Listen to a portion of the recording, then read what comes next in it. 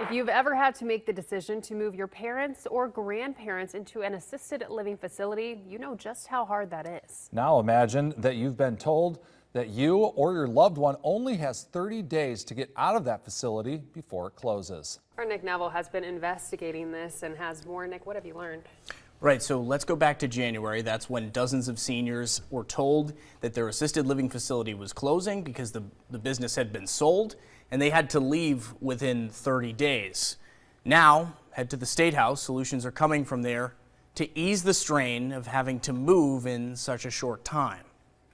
I came here to settle down and settle in, and that was going fine for 4 years, and now somebody grasped the rug and pulled it right out from under me. Paul Borneman had hoped to spend the rest of his life at Jenni Lynn Assisted Living in West Columbia.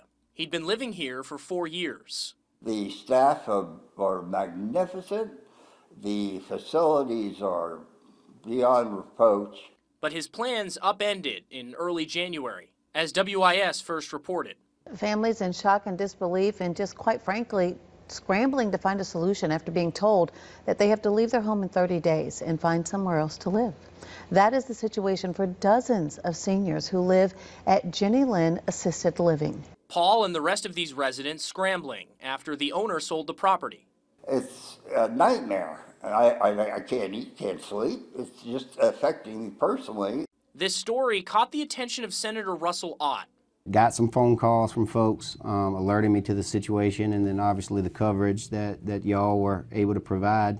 This is something that could happen to any type of residential care facility across the state of South Carolina. Seniors and former employees alike say 30 days just is not enough. Very minimal to almost insufficient time to take some 2 weeks just to adjust to this whole thing. I think ethically and morally they should have given more time. Ott agrees, and he's doing something to change it.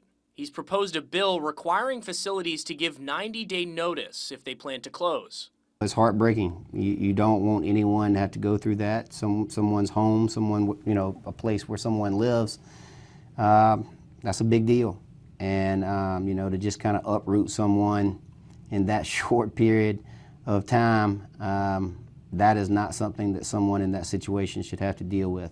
Valencia Austin, a former Jenni Lynn employee who still works in healthcare, says there's a larger concern here about appreciation for the elderly.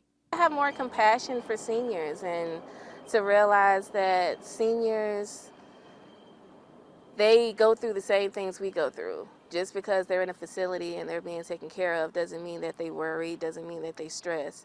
And it affects them physically and emotionally.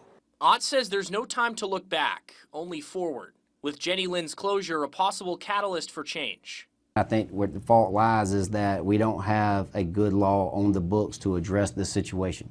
So I'm not placing blame. I'm just saying that this is something that we need to address and try to make sure it doesn't happen again.